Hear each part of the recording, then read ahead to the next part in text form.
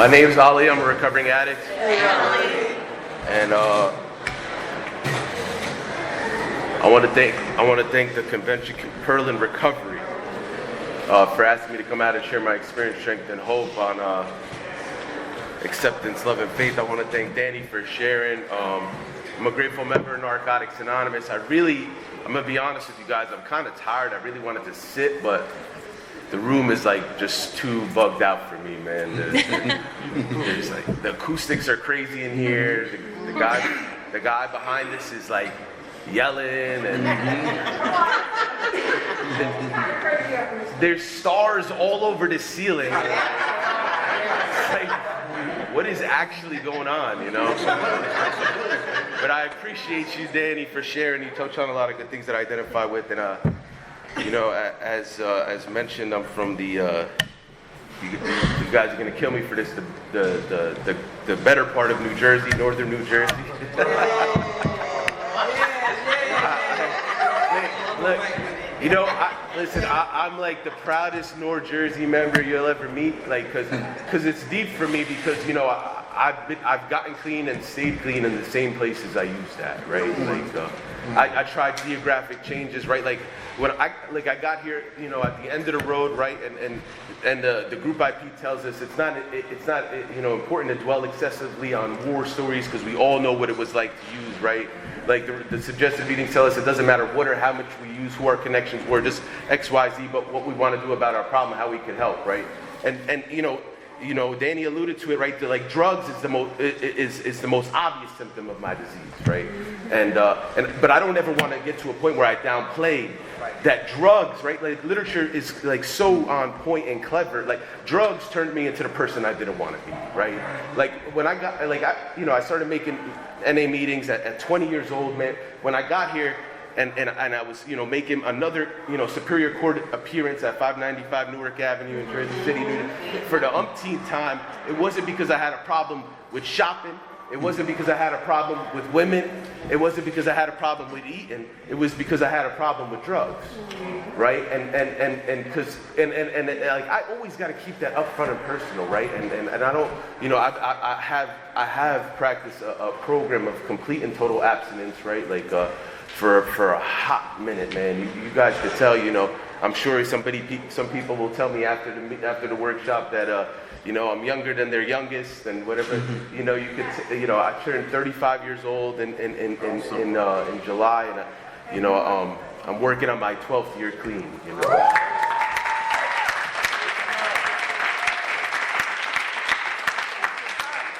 And I don't say that, right? I don't run around the fellowship saying, hey guys, like, you know, because my sponsor talks about, like, it's important, right? Like, I usually don't like to say that in the beginning, because I don't want to take out any sharing insurance, you know, like, oh, I've been here, you know, my sponsor, he's funny, oh, you know, I've been here since running water and all sorts of different, but like, just because I got a certain amount of clean time, because, you know, First Step told me social acceptability doesn't equal recovery, right? Like, so it doesn't matter, you know, what I have, how much I might amass through this process, is that, like, you know, my old sponsor, you know, he passed away. He said, it's nice to have nice things, right? But just don't let nice things have you, right? And it's important that we, like the sixth tradition talks about money, property, and prestige could, not that it would, but could divert us from our primary purpose. And I've acquired and gotten some things, man, and, you know, but anyway, like my sponsor would say, I want to make sure to give the topic its proper treatment, right? So, you know, when I got here, I lived to use, used to live, right? Like Step Working Guy talks about, there's two types of unmanageability. Inward and outward. I did that backwards, right? I mean, inward and outward, right? So, you know, the stuff that's like easy to see, like, you know, I drove down, a member was gracious enough to give me a ride, not because I don't have my own car or anything, but it was nice to carpool, you know, and have a conversation. The meeting before the meeting, if you will, you know, and I was just like talking about like the outward unmanageability was obvious, you know, holes in gaps in the resume, no resume, like, you know, real good at, like 12 Step told me, real good at starting stuff, never completing anything, right? Like I had, you know, my father's not born in this country, my mother grew up very poor, and but they had a lot of education, and I had some, you know, I had college credits when I got to Narcotics Anonymous, but I didn't have a degree, you know, and it was like, you know, so it was like, and I started getting arrested, long before the drugs. Like I started getting arrested at 15 years old, for committing crimes and all these things, and it was crazy, right? Like I joke with a lot of my friends, right? And it's like I was in an old boys inner city high school, right? And I was on the honor roll by day and getting arrested by night, right? The beautiful thing about the fourth step said sorting through the confusion and contradiction of our lives. Like it was real. Like my mother used to beg and plead with me. She'd be like, "Wow, you get pretty decent grades with like zero effort." Like not much effort. Like if you put in a little bit of effort, could you imagine? And I used to say like very, very like ignorant, foolishness, immature things like, "Oh mom, like good grades, that's for nerds. Nerds have no friends." And all this crazy nonsense, and it talks about, in the more will be revealed, being misinformed by the misinformed, right? But anyway, to the topic, right? Acceptance, love, and faith, right? And I had a friend, I don't know if he made it up, but we could have called this this triangle of selflessness, right? Because this comes from the Triangle of Self-Obsession information pamphlet, right? And on the back, it says resentment, anger, and fear, right? It actually says, I was talking about the IP before the workshop started, and it actually says negative on the back of the IP, right? And then it says a positive, acceptance, love, and faith. Resentment is the way we react to the past, right? Like a feeling of bitter indignant, right? Like I don't know about anybody here, right? When I got here, I had meter making feet. I got a commitment right away. I got a sponsor. I started doing step work, and the reason why it was so urgent. And I moved and I led and continue to lead with so much intention in my life. And I understood that, like, the fourth step was so urgent for me to get to, right? Not because I wanted to hurry up and share at the meeting, like, oh, I formally worked the fourth step it was because I don't know what condition anybody else got here in, but I know that I got stuff in the original inventory, stuff that I couldn't sleep when I got here, right? Because there was no more drugs. Right? And I would replay these situations, especially, something about the end of the road. Something about that the shit that happens at the end of the road is always like the most severe, right? Like that, like it just gets to a point, like that's why the ends are bitter. Because it's just so severe, and I'm replaying this shit over and over, and I just want to. I've been very fortunate. I was taught, man, I just had to get this. Because the fourth step told me when I put it on paper, it's way easier to see and much harder to deny. I needed to get to a point where I could start to find some relief, So that was like, the first thing that I had to accept was that I have a disease, right, and not a moral deficiency, right. Me and my sponsor talk about the disease of addiction. The disease of addiction is a sick psychological relationship to any mood or mind altering experience where one has no regard for possible life-damaging consequences. And so I gotta what I really feel is that I have a disease, right? And I always say, like, the first step is the best plea bargain I ever got, right? In my acknowledgement of having a disease, not a moral deficiency, right? Not a disease that specifies a substance or what or how much I use, but that I have a disease that's spiritual in nature. It's the best cop that I ever took, because it puts me on the road to a spiritual awakening, right? See, when I got here, I didn't understand what was really in store for me. I thought, we hear it in a lot of our meetings. I thought it was busy work, it was homework, it was this and that. I didn't understand the spiritual dynamic. I thought, I didn't understand until formally working in Ninth Step and going on the journey of direct amends, the spiritual impact that would have, and continues to in my life today. So accepting that I have a disease and not a moral deficiency was big. And I'm grateful that the disease of addiction doesn't discriminate, because I come from like a real diverse background. My parents were educated, and the first step told us, like, our families were often left baffled and confused. Like, whenever I read that line, I see my parents' faces, like some of the shit that I would say to them, So, like, my father, he still brings it up, man. I'm grateful that I've stayed in the process long enough that sometimes we could laugh about the stuff. But it took me 10 years and 4 different colleges to get a 4-year degree, right? And at the, somewhere in the middle of the road, I was in my I was in my parents' college, to be honest, right? Because I did the geographic change, and I thought if I ran home to mommy and daddy that, it was a certain substance, it was a certain people I was hanging, I thought that would, but I had no acceptance in my life. And what I really had to understand is that I'm grateful that, because my parents didn't use.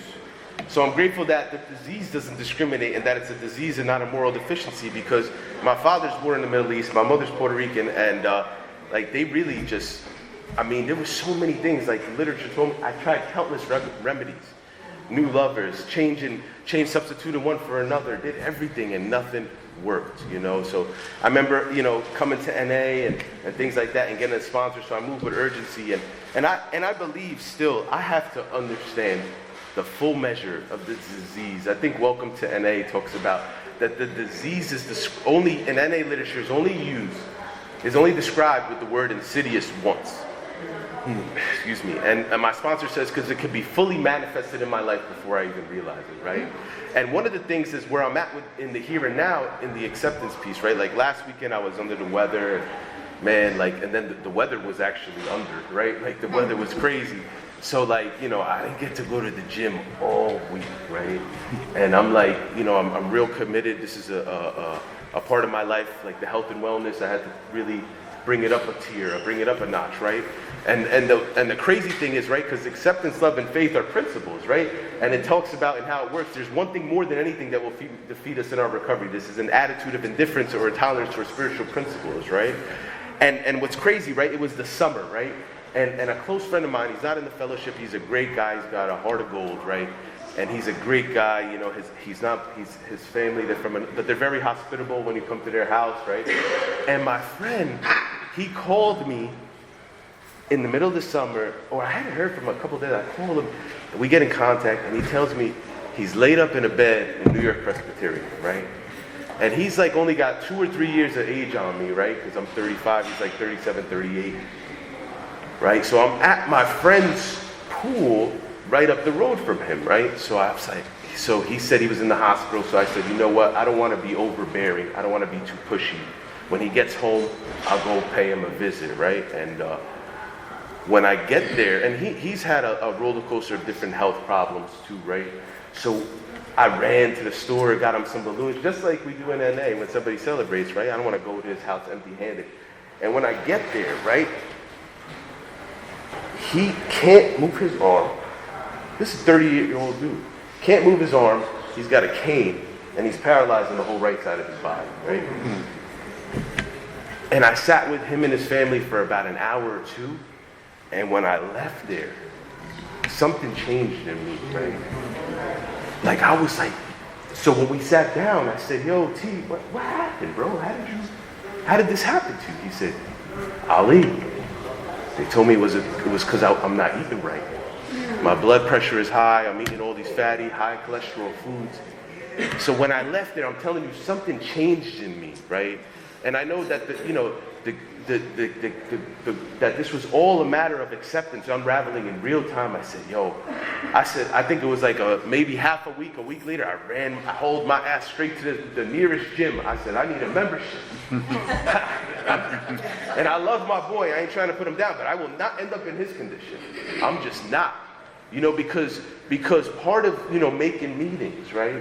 And making step meetings and having a network of people who are in the middle of this thing. Like, I really need to, you know, insist in the middle of this thing, man. It's crazy, right? Like, this is a beautiful experience to get up, to be able to come here and try to be, you know, a vessel of carrying the message. But to come here and share things about, I'm living 2 lives in one. You know, I got it all and then some. But back at the ranch, my health is ridiculous. It was like, it just felt like a new tier of acceptance with sorting through the confusion and contradiction. Like I'm eating, you know, things just because I can afford it, but not really considering the impact, right? Because what happened was just for today, I will get a better perspective on my life. I started to think about a lot of the things that I've been able to amass by staying clean and, you know, working hard and building my own business. And I said, damn, it don't matter what car you pushing, it don't matter what sneakers you wearing, what clothes you wear, and how much jewelry you got. If I don't really believe that health is wealth, if I don't really affirm that I'm here to make the rest of my life the best of my life, I could have all that shit and be laid up in a hospital bed and none of that shit will mean nothing. Nothing. That's right. If I got a hospital bracelet on, I can't wear any other bracelets or chains, right? So something happened to me in the acceptance, and it started to unravel, throughout the summer and leading into the winter. And the beautiful thing is that, like, the Knights have told us, like, clean time speaks for itself, right? So I understand that when I make a commitment, my pop says it. When you make your mind up about something, you make your mind up about something. So I've been consistent with that in that department. And, the love piece, right? Like the love piece is like, it's probably the most powerful principle we have in Narcotics Anonymous, but quite possibly the one we hear the least about, right? Because it's one of these principles, like, see, like through the step work process and the men I sponsor, we talk about exactness with principles, right? Like, we go through the formality of using the literature and reading through, the step working guide questions and, eating the chicken and spitting out the bones and all that. But we get really exact with principles, right? And one of the things is like, that we always talk about is like taking a principle and looking at it about how it's been, I had to understand how I misappropriate principles in order so I could figure out how to use them, right? So one of the things is I have to understand that there's a difference between love and lust, and I have to understand the difference between love and infatuation, and I also have to understand that principles are always going to start with me. So I can't, run around and be like, hey, Danny, thanks so much for sharing, I love you, if I ain't got no love for myself. It's a wicked place to be, to come here and be like, oh, the fellowship loves me. They all love me. They respect me, but I ain't got no respect for my goddamn self. Like, that's a wicked place to be, man. That's a wicked place to be because I continue to come, and I understand that, part of love, and that's what like the gym piece has really done for me, right? And it was crazy because it almost happened so fluidly, right? I finally quit nicotine, right? And then I saw my boy with it, and then I followed that by going to the gym. So it was like the perfect complement. No nicotine, now we in the gym, and the gym, like, it ain't, for me the aesthetic piece is like, it could be a byproduct, like it's a beautiful thing, but when you really take like, because what happens with me going to the gym is like now my eating changes. So now I'm really eating a lot of the things that I'm supposed to be eating, right? Because my personal experience has always been, I didn't overeat, I undereat, right? So, and 10-step kind of gets into that, but I don't want to get on the health and wellness seminar too much, right? But the faith piece, right? Like, I don't know I have no idea what's going on with the time, so you just gotta tell me when time is up, but, and I'll be quiet. But, the love piece, so, and I started to realize, like, sometimes I could feel like,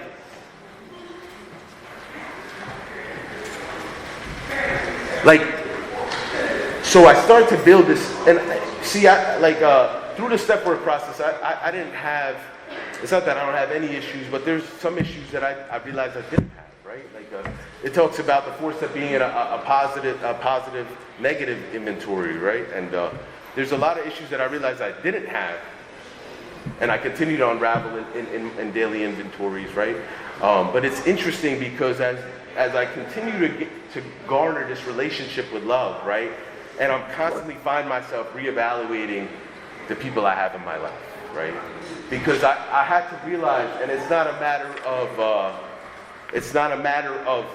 trying to be like vindictive or anything like that, but I understand now not only the things I do or the routines I may have, but I understand that a lot of the times my network, right, is appropriate for a certain season of my life. But then it gets to a point where it's no longer, a lot of the people are no longer appropriate for the current season of my recovery. That's right. And it's not about being vengeful or vindictive or anything like that, right? It's just about that I understand that my sponsor always says it best, like a little boy shouldn't try on a man's hat, right? Like, I'll be honest with you guys, I've been very compliant since I've been here, right? I came here, got a clean date, got making feet, do a lot of service work, make meetings weekly, regularly, multiple meetings a week, right? Like serve various levels of the service structure. I'm a very proud NA member, right? I build my own business, I pay all my bills, right? But to keep it a buck with you guys, right? I was very I've been very compliant, but I didn't have any skin in the game, right? I was renting the apartment I was living in. I was making all, I'm in like a retail business, so I, buy all the inventory, sell all the inventory, pay all your bills, pay them early, pay them on time, right? But I didn't have a lot of skin in the game, right? And I've been here long enough, and a lot of the people that came or were here when I got here that were my age or younger, are not as prevalent in NA, and that's why I was grateful to be in this workshop today, because I saw that there was a lot of people who could identify, but I realized I didn't have a lot of skin in the game, and I had, and my hands started being forced, because my mother passed before I got to NA, and I would always hear my mother's voice saying, I had all my eggs in one basket, and I didn't like it. It felt uncomfortable, and I was like, I was 34 going on 35. I'm like, you're not taking any risks. And one thing I know is that if I don't take any risks, if I don't take any healthy, calculated risks, I won't find any reward. And I had to make a decision. And just when you think you did all your homework, right? Like my sponsor says, hitting a home run is nice, but you got to cover all the bases. Sometimes there's trap doors, right? And I don't like that, man. And I made a decision to buy this like really big property, right? And I have it's crazy, right? Because what I realize now is that the property is another business, right? So I'm no longer just a business owner. I'm now an entrepreneur. And entrepreneurship is some serious shit. And honestly, I always talk a very big game, man. At times, I definitely, because I have defects of characters and shortcomings, right? Literature told me those are the things that have been causing me pain and misery my entire life. And I had an arrogant swagger in a lot of ways. I didn't realize, like, a house is a fucking money pit, man. And this thing has got me spent, right? But the thing about the faith piece, right, is I don't waver from this. It says, just for today, this is the best prayer I ever heard. Just for today, I put my faith in someone in NA who believes in me and wants to help me in my recovery, right? And I would talk to people about the house, right, and they had no experience. And I would leave the conversation in worse condition than when I came to them, right? And it wasn't until I really started reinserting my faith in the right ways and finding people with exact experience, right? Not the 10th tradition talks about we share our experience, strength, and hope, not theories that we've heard from other sources. Because a lot of people got an uncle who owned a 3-family home 10 years ago, and he made a killing, and but it doesn't help me right now. That's great if that's their story, right? But I need help right now, right? And I've always needed help, right? And that's the beautiful thing is putting my faith in people, right? And it's like, we say some of these tired cliches, right? But we always hear, it's hard to see the picture when you're in the frame, right?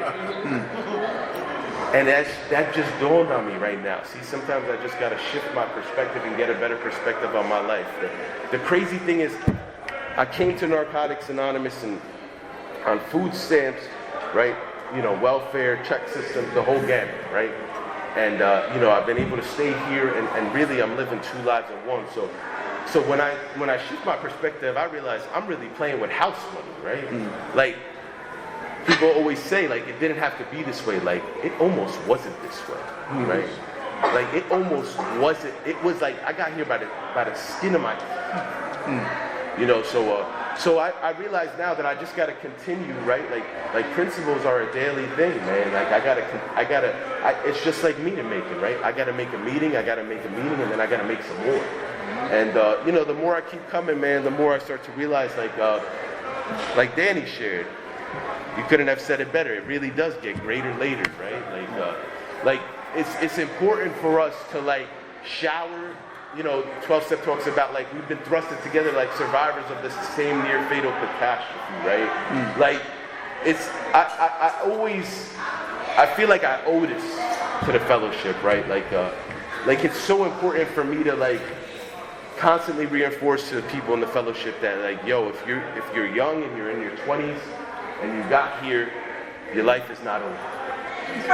Like seriously, like your life is not over. Like I had no idea that the party was just getting started. Like, yo, I got a lot of stress in my life, right? Because finances are an easy way to give you a shit ton of stress, right? But I never lose sight of like, yo, I still have an amazing life. Like right when Danny started to share, I'm like, I had a busy ass morning, I had a stomach ache this morning, I had a crazy ass week. I'm wrestling in my head that this commitment is making my life unmanageable, or it's not, or it is, I can squeeze it in, right? But I started to get emotional when Danny started to share because I find myself asking the same question all the time: who's got it better than us? Like seriously, like we got it good, man. I get to come here. I don't gotta obsess over finding the next one, you know, like. My home group, right? Spiritual Awakening, Sunday mornings, 10:30 in the mornings, 2-hour meeting. We meet on 7th Street and 7th Avenue in Newark, New Jersey, right? The group this past Sunday, this past Sunday, the group celebrated 36 years of carrying the message, right? The group has been carrying the message longer than I've been alive. You know, so I'm grateful, and I'm there every Sunday, and it's a great meeting, man. And what I realize is that like one thing that I had to do in this process, now putting skin in the game, and I really had to mature, right? Not just physically or mentally, I had to mature spiritually, right? Like my old sponsor used to talk about that. My decision making used to be impaired because I was spiritually immature, you know. So you know, look, guys, I'm grateful, right? Like I've been granted a full expedited expungement by the state of New Jersey and the U.S. federal government, right? You run my name, nothing comes up no more, right? I just took that to another level because I put my faith in someone who taught me how we could wipe it even off the internet. So, you know, because there was you would run my name on Google and a whole bunch of different stuff would come up. There was good, there was bad, and there was indifferent. And because I listened to another NA member who said, yo, go jump through these hoops and you could get it wiped off the internet, and now it's wiped off the internet, right? So there's always more work to do, right? There's always deeper tiers. There's always another tier to deepen the surrender, right? And so look, I'm grateful, right? And I really got a life that's worth living, as you know. And I've been able to I finished my college degree in this process, right? The other thing, the crazy thing about that is that I own a business and my college degree has nothing to do with that business. But I tell people all the time, I'm willing to bet that having a college degree makes me a lot better of an entrepreneur. So, you know, it's important, man. I just got to get some notches on my belt and, you know, keep coming to meetings and keep a network, right? And most importantly, because a lot of my friends, you know, a lot of people in my network, they like my father's age, and they like to argue with me a lot. I need to make meetings, but I need to specifically make meetings on the 12 steps. Like the 12, like not 1, 2, 3, like 1, 2, 3, all the way to 12, man. And a tradition meeting too, if it's available, right? And so like I understand that you know, I'll be quiet with this, right? The gratitude prayer, the back of every medallion, right? It says that no addict seeking recovery need ever die from the horrors of active addiction without getting an opportunity to experience a new way of life, right? It says that my gratitude speaks when I care and share with others the Narcotics Anonymous way, right? Like just for today, I'm one of those people, right? And I got a whole bunch of evidence that can attest to that, and I'm truly grateful to be living two lives in one. So I'm grateful to be in Atlantic City. I hope you guys got something out of it, and thank you guys so much for having me. I appreciate it.